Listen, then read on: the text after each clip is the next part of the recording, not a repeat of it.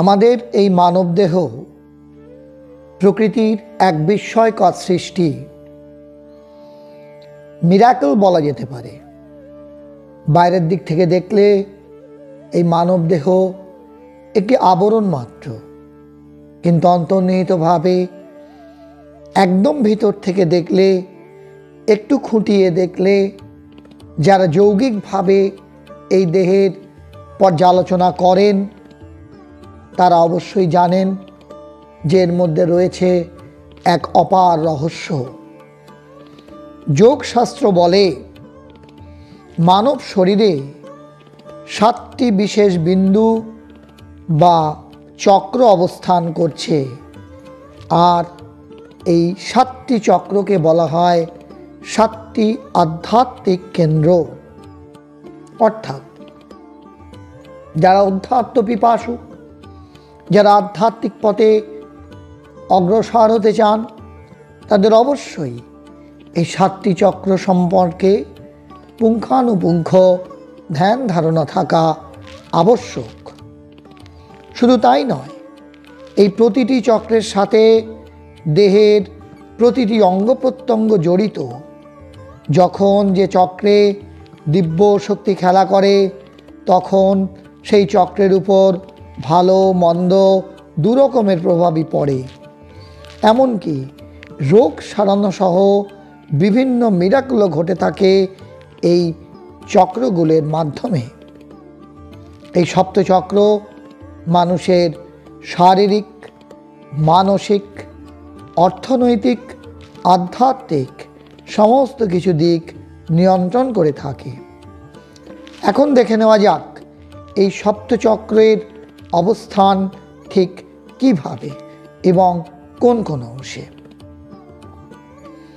মানবদেহের যে 7 বা সপ্তচক্র, তার একদম নিচে, অর্থাৎ নিচের দিক থেকে যদি শুরু করা হয়, তাহলে চক্রগুলো হলো মূলাধার চক্র, স্বাধিষ্ঠান চক্র, মণিপুর চক্র, অনাহত চক্র, বিশুদ্ধ চক্র, আজ্ঞা চক্র ও সহস্রার চক্র।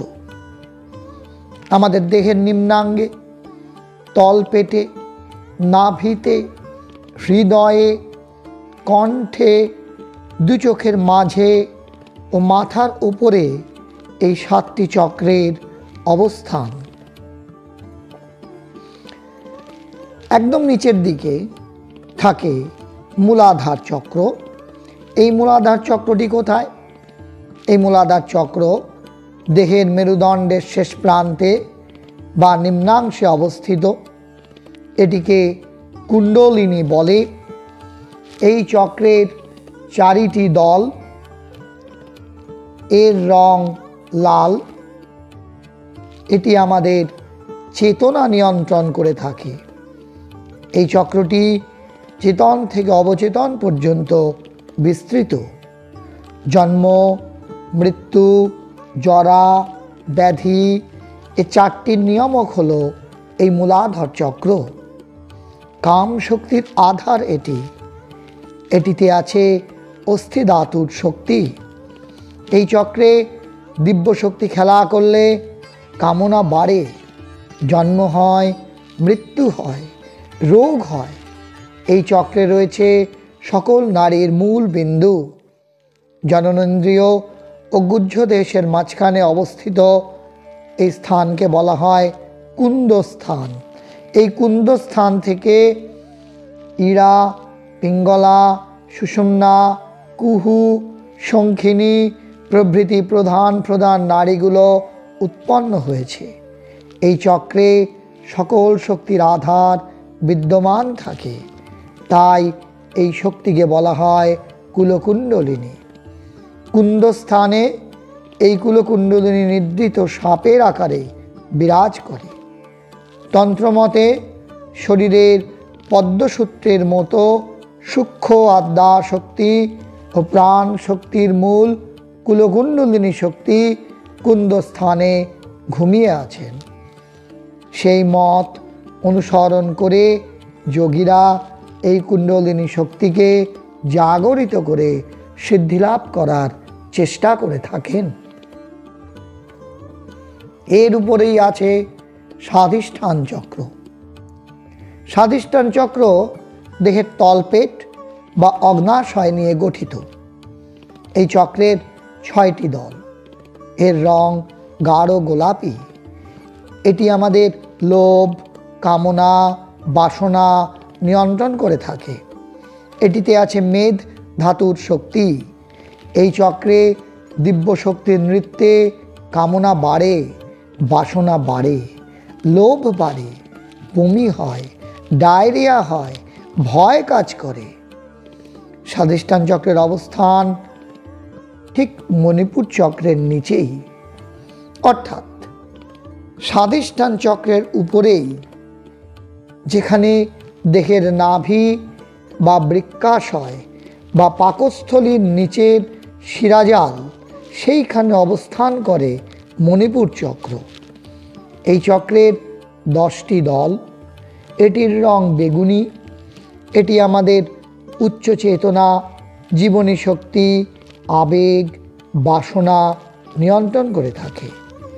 এটিতে আছে মাংস ধাতুর শক্তি, তেজ শক্তির আধার এটি।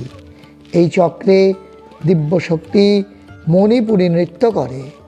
দিব্য শক্তির উন্মাদ নাচের তালে দেহের কর্মক্ষমতা বেড়ে যায়, পেটের পীড়া হয়।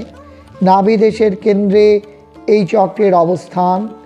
তন্ত্রমতে এই স্থানে অসীম এবং শক্তিশালী তেজ অবস্থান করে। এই তেজকে মণির সাথে কল্পনা করে এর নামকরণ করা হয়েছে মণিপুর চক্র। মণিপুর চক্রের উপরে অবস্থান করে অনাহত চক্র। এই অনাহত চক্র আমাদের বুকের মাঝখানে অবস্থিত। এই চক্রের 12টি দল। এর রং সোনালি গোলাপি। এটি আমাদের আবেগ, রাগ, অনুরাগ, প্রেম, বিরহ নিয়ন্ত্রণ করে থাকে। এটির অনেক গভীরে আত্মা থাকে। এটিতে আছে রক্ত ধাতুর শক্তি। এই চক্রে দিব্য শক্তির খেলায় রক্ত সঞ্চালন বাড়ে, প্রেম ভালোবাসা হয়, বিরহ আসে, বুক পিঠ ব্যথা হয়, হৃদরোগ হয়। হৃৎপিণ্ড বরাবর নাভিপদ্মের উপরে মেরুদণ্ড সংলগ্ন অঞ্চলে এই চক্রটির অবস্থান। তন্ত্রমতে এই চক্রের মাধ্যমে সাধকরা অনাহত নাদ শুনতে পারেন। এর উপরের চক্রটিকে বলা হয় বিশুদ্ধ চক্র। বিশুদ্ধ চক্র আমাদের কণ্ঠে অবস্থিত। এই চক্রের 16টি দল। এর রং ধূসর। এটি আমাদের ভাবপূর্ণ মন ও বাহির মনকে নিয়ন্ত্রণ করে থাকে। এই চক্র মানসিক শক্তি ও মনের সব ভাব প্রকাশ করে থাকে। এটিতে আছে স্নিগ্ধ শক্তি।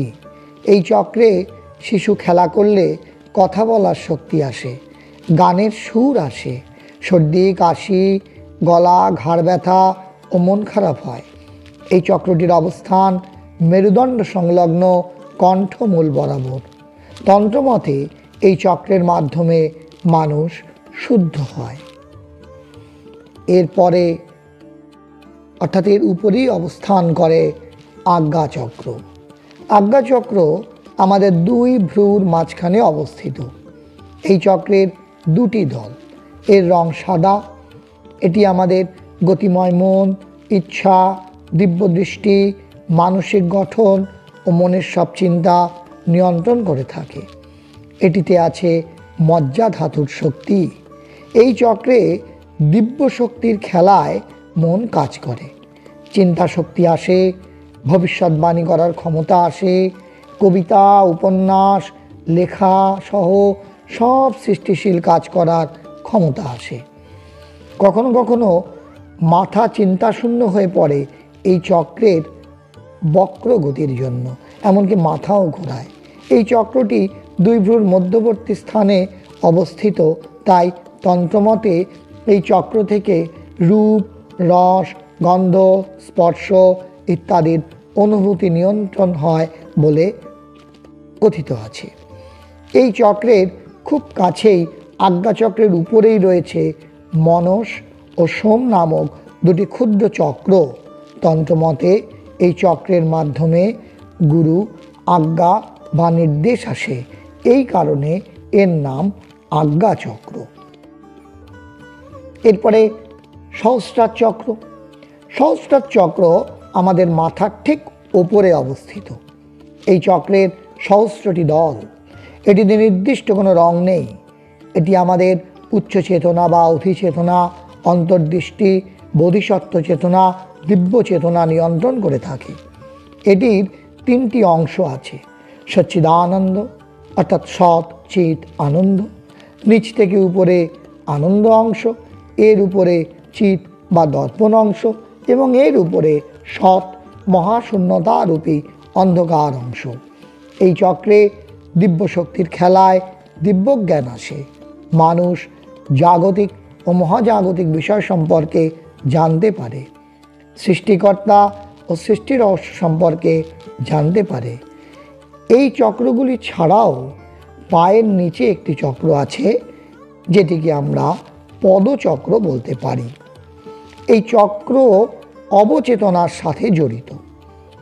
এই চক্রে দিব্যশক্তি খেলা করলে দেহের কোনো নিয়ন্ত্রণ থাকে না। এইভাবে আমাদের দেহের যে চক্রগুলো রয়েছে সেগুলো একই সাথে গোলাকার ও লম্বাকার। সব চক্রের কেন্দ্র হৃদয় বা অনাহত চক্র। চক্রগুলো সব সময় দেহের মধ্যে সক্রিয় থাকে। প্রতিটি চক্র অঙ্গাঙ্গিভাবে জড়িত। একটিতে কাজ হলে অন্যটির উপরে প্রভাব পড়ে। প্রতিটি চক্র দেহের সক্রিয়তা ও নিষ্ক্রিয়তার ক্ষেত্রে গুরুত্বপূর্ণ ভূমিকা পালন করে। প্রতিটি মানুষের ইচ্ছা অনুযায়ী দিব্য শক্তি কাজ করে থাকে। অন্যদিকে একই রকমভাবে উল্টোটিও কিন্তু সত্যি। বিভিন্ন যোগী, ঋষি, সাধক, সাধিকারা এই চক্রের অনুশীলন করে থাকেন। সাধারণ মানুষের পক্ষে এটি হয়তো বাহ্যিকভাবে জানা বেশ কঠিন, কিন্তু কেউ যদি নিজে এই চক্র সাধনা করতে চান, অবশ্যই প্রকৃত গুরুর কাছে এটি শিখে নিয়ে করতে হবে। তবে যারা আধ্যাত্মিক জগতে অগ্রসর হতে চান বা যারা অধ্যাত্ম পিপাসু, প্রত্যেকেরই এই চক্র সম্বন্ধে একটি সম্যক জ্ঞান লাভ করা প্রয়োজন। কারণ এই চক্রগুলোতে খেয়াল করতে করতে বা চক্রগুলোর দিকে মন আবিষ্ট করতে করতে নিচের থেকে ওপরের দিকে ক্রমশ উড্ডীয়মান হতে হয়, তবেই আসে সাধন জগতে লাভ বা সিদ্ধি লাভ। তাহলে বন্ধুরা, আজকে আমরা মানব দেহের যে সপ্ত তীর্থ বা সপ্ত আধ্যাত্মিক ক্ষেত্র, সেই নিয়ে খুব সংক্ষিপ্তকারে আপনাদের কাছে একটা রূপরেখা তুলে ধরলাম। আশা করি এই আলোচনা আপনাদের আধ্যাত্মিক পথে এগিয়ে নিয়ে যেতে আরও অনেক বেশি সাহায্য করবে।